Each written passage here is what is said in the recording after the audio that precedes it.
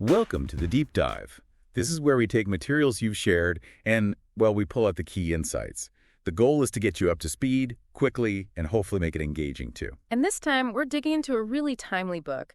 Amr Farag's Outsmart AI, Outlast the Future, Critical Thinking, the Crown Skill. Exactly. And this deep dive is specifically for you, the listener, based on that source. Yeah, and Farag's core idea, it's pretty powerful. He's basically saying critical thinking isn't just, a nice-to-have skill anymore. In this age of AI, it's essential. He calls it the crown skill for navigating, everything AI throws at us, the good and the bad. Right. And he stresses that things like judgment, ethics, they become paramount when so much is automated. Definitely. And it's not just for tech folks. No, he's talking to CEOs, sure, but also professionals worried about automation, policymakers, even parents. So really relevant across the board. Absolutely, which means it's relevant to you, our listener, whatever you do. Yeah. So our mission here, unpack the biggest takeaways from Farag's book for you. Give you that quick understanding, those aha moments, without the information overload. Help you figure out how to thrive with AI. Okay, so let's jump in. One of the first things Farag tackles is this concept he calls the automation paradox. Yes. It's a really interesting question he poses.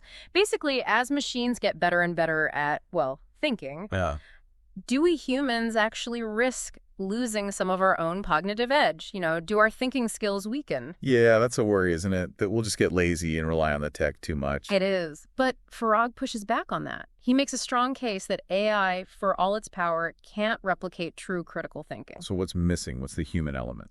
Well, he points to things like foresight, really envisioning the future, genuine creativity, and the ability to integrate logic with curiosity, compassion, even courage. AI doesn't have courage, right? No, I suppose not. It just calculates. Exactly. AI calculates probabilities, processes data incredibly fast, but humans think.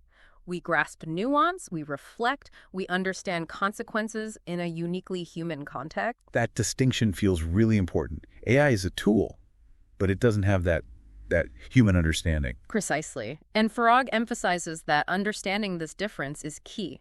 It helps clarify our own value. And focusing on these unique human strengths, that directly helps with not feeling overwhelmed by all the AI hype, right? It gives clarity. That makes a lot of sense. Yeah. Which leads us to the next point. Why does critical thinking matter so much right now? Well, Farag connects it to this massive flood of data we're all drowning in, and crucially, the rise of what he calls algorithmic illusions. Algorithmic illusions. Tell me more about that. It's the idea that AI-generated content, which is exploding in volume, can create false realities because it often contains inaccuracies or biases. He puts it starkly.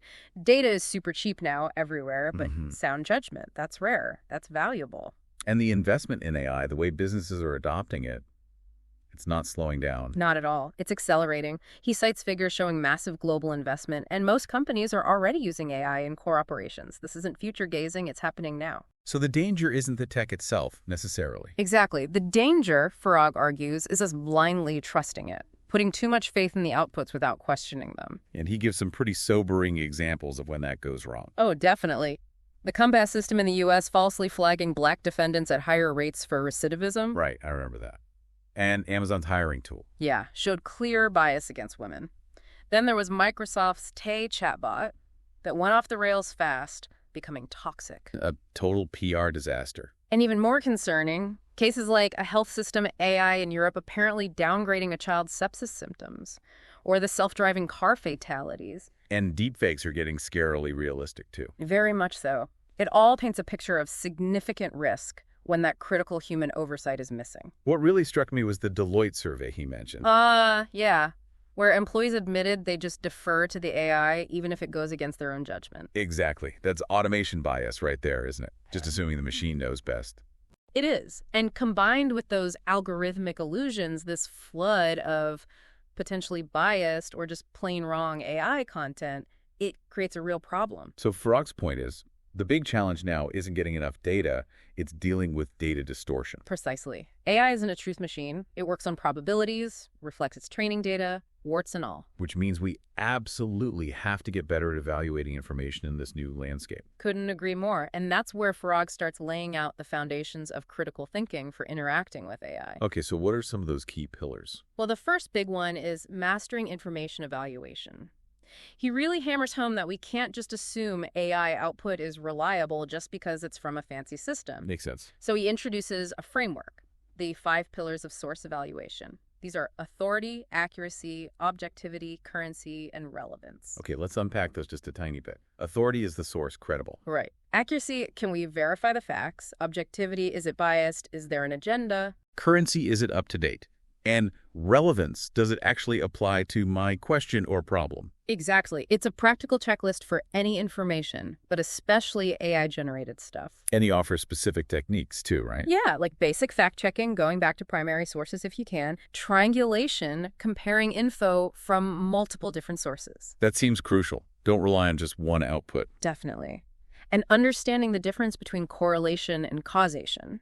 AI might spot a pattern, a correlation, but that doesn't mean one thing causes the other. It's a classic trap. Okay, so evaluate the source, check the facts, compare, watch out for faulty logic leaps. He even provides a little 6-point information validation checklist, tangible tools, and the case study he shares about the analysts spotting a deepfake CEO video and saving the company a fortune. Wow. It really shows the high stakes involved. These aren't just academic exercises. No kidding. Okay, so information evaluation is pillar 1. What's next? Next up is the art and science of logical reasoning. He touches on the main types: deductive, inductive, abductive logic.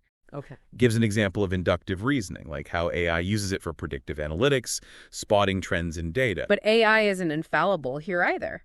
Not at all. He points out common logical fallacies that AI can actually mirror or even make worse because of its data or programming. Like what? Things like the post hoc fallacy, assuming because B happened after A must have caused B. Confirmation bias: if the AI is trained on biased data, it might favor information confirming that bias. Hasty generalizations from limited data. Right, so the AI's logic can be flawed, just like human logic, maybe even in ways that are harder to spot. Potentially, yeah. So recognizing these pitfalls is key. Don't just accept the AI's conclusion. So how do we strengthen our own reasoning when interacting with AI, according to Farag? He offers some really useful tools, things like Toolman argument mapping, a way to break down an argument into its claim, grounds, warrant, rebuttal. It helps you see the structure. Okay, it makes it easier to analyze. Yeah, and just general argument mapping, visualizing the logical flow, and logic chain validation, basically, trying to trace back how the AI reached its conclusion, demanding that transparency. So really dissecting the why behind the AI's answer, not just accepting the what. Exactly. It's about making the reasoning process, whether human or machine, more explicit and easier to critique. These sound like powerful techniques. What other pillars does he cover? Another huge one is cultivating intellectual curiosity and powerful questions. This is really interesting. How so? Farag argues that asking the right questions becomes a kind of superpower in an automated world. AI is great at finding answers. But it doesn't know what questions are worth asking in the first place. Precisely. That's our job. And he notes that actually many professionals struggle with crafting really good prompts for AI. Oh, I can believe that. Prompt engineering is becoming a skill in itself. It really is. Getting truly insightful results depends heavily on how well you frame the request, the specificity, the context you provide. So how do we get better at that? Farag offers a prompt engineering framework. It involves defining your goal clearly, adding relevant context, setting parameters for the AI, and importantly, demanding reasoning behind its answers. Connecting back to that logic validation. Yes. And he talks about interrogating AI, approaching it with, let's say, constructive skepticism. How does that work? It means checking its assumptions, posing edge cases or tricky scenarios to see how it handles them, and constantly pushing for transparency. Don't just accept the first answer. Push it further. Right. And he provides a specific tool for this, the Socratic Prompt Builder. It's a 6-step process to guide a deeper, more critical dialogue with AI, helping you explore ideas more thoroughly. That sounds incredibly useful for really leveraging AI as a thinking partner, not just an answer machine. Absolutely. Then, inevitably, he tackles biases, recognizing and mitigating cognitive biases. The invisible enemy, as he calls it. Yeah. He discusses our own common human biases, confirmation bias, anchoring bias, that automation bias we mentioned. and critically, how AI can sometimes amplify these. But he also distinguishes machine bias. Which is bias baked into the algorithm or data itself. Exactly. Like those examples we discussed, the Amazon hiring tool, the Compass system. The bias comes from flawed data or assumptions embedded in the model. It's a double whammy then. Our own biases and potentially biased AI interacting with them. It can be. So Farag outlines strategies. First, just awareness, knowing these biases exist is the first step. Okay. Then, actively seeking diverse perspectives to counteract your own potential blind spots. And something he calls bias layering awareness, sort of like triangulation for bias detection. Trying to see where bias might be coming from human system data. Right. He even offers a bias detection matrix as a tool to help diagnose potential bias sources. It's about developing that conscious vigilance. Makes sense. You have to actively look for it. Moving on from bias, he also brings in emotional intelligence, or EQ. EQ. How does that connect to critical thinking in AI? Farag argues it's a vital ally. In an AI world, EQ acts as a kind of human firewall against, well, mindless automation and maybe even ethical numbness. Interesting way to put it. He highlights 3 EQ anchors for AI interactions: self-awareness, understanding your own reactions to AI, empathy, considering the human impact of AI decisions, and relationship management, navigating human collaboration around AI. So understanding our own feelings and the potential impact on others when using this tech. Yes. He even suggests an EQ scale to gauge our emotional stance toward AI. Are we overly enthusiastic, overly fearful, or balanced? It influences how we interact. Can see how that awareness would be important. Does he give an example? Yeah, there's a case study about a logistics company, FutureFlow, that initially focused purely on AI optimization, but saw burnout increase. They shifted focus using EQ to prioritize worker well-being alongside the AI, and actually saw better long-term results. So EQ helps ensure the human element isn't lost in the drive for efficiency. Precisely. Which leads naturally into the next big area: navigating the ethical minefield. Always a huge topic with AI. Absolutely. Farag stresses that ethical critical thinking is a leadership imperative now. AI doesn't have values. We do. And failing to apply our values when using AI is where the danger lies. Exactly. He offers tools here too, like an ethical scale for thinking through the moral dimensions of AI judgments, and a practical 4A ethical checklist. What are the 4As? Assess the ethical implications, align with values and principles, act responsibly, and audit the outcomes continuously. Assess, align, act, audit. Okay, that's memorable. He also flags hidden ethical dangers: bias, again, blind spots in development or deployment, and potential blowback or unintended negative consequences. Like social media algorithms inadvertently fueling extremism. That's a prime example he might point to, alongside things like the Compass system again, or that UK grading algorithm controversy during the pandemic. Right, but he also shows positive examples. Yes, like Novartis using AI critically in drug discovery, or Finland's focus on media literacy education, which is essentially critical thinking applied to information. Ethics, when applied, leads to better outcomes. It's about conscious, value-driven decision-making with the tech. Then he broadens the perspective with systems thinking and long-term impact. Moving beyond just the immediate task or metric. Exactly. He warns against focusing only on isolated KPIs like productivity without seeing the whole interconnected system. Like that Amazon warehouse scheduling AI example he mentions. Yeah, where productivity might have gone up initially, but it led to increased worker burnout because the system didn't account for the human cost. So we need to see the bigger picture. Right. He suggests using tools like a ripple map to visualize how an AI decision might impact various stakeholders, employees, customers, society, the environment. Thinking about those unintended consequences. Definitely. Like the Facebook engagement algorithm example, where optimizing for engagement had unforeseen negative social effects. He also flags sustainability, the often overlooked environmental cost, the carbon footprint of training massive AI models. Good point. That's often missed. He offers a consequence scanner framework to systematically think through potential impacts, urging a shift from pure optimization to responsible stewardship. It's a much more holistic view of AI's role. Absolutely. And wrapping up this core section, he presents the 20 filters, the thinking person's AI firewall. 20. Wow. That sounds comprehensive. It is. It's basically a list of mental checkpoints to dissect AI outputs. He argues they're crucial for using AI without, well, being used by it. Can you give a few examples? Sure. Things like Is this truth or just a generalization? What's the contextual relevance? Is it ethically aligned? What's the potential emotional impact? Is it socially fair? How explainable is the result? So a whole battery of questions to run AI output through. Exactly. Helps combat that automation bias and resist potential manipulation. It's a real toolkit for critical engagement. That's a lot of ground covered already. It sounds like Farag provides a really robust framework for thinking about AI, not just with it. He really does. And he doesn't just stop at identifying the problems and skills. He also talks about how to develop and apply them. Okay, so practical steps for the listener. Yeah, briefly, he suggests things like a 30-day critical thinking boot camp, a structured program with activities like Socratic questioning, playing devil's advocate or red teaming ideas, reflective journaling, and a synthesis challenge to integrate different viewpoints. So actively exercising those thinking muscles. Right. Rewiring neural patterns, as he puts it. He also advocates for a purpose-first framework when bringing AI into any process, always starting with values and intended impact, not just the tech. And building a culture of thinking within teams. Very important. Making it okay to question, to challenge, to think critically about AI use.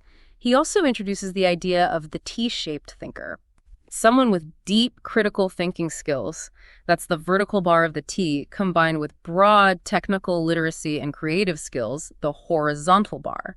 That blend, he argues, is the new competitive edge. Deep expertise plus broad understanding. Makes sense. And he reminds us to apply this critical thinking in everyday life, too, where AI's influence is often subtle, think recommendation algorithms, news feeds. It's not just for big work decisions. No. He offers a simple think playbook for everyday use.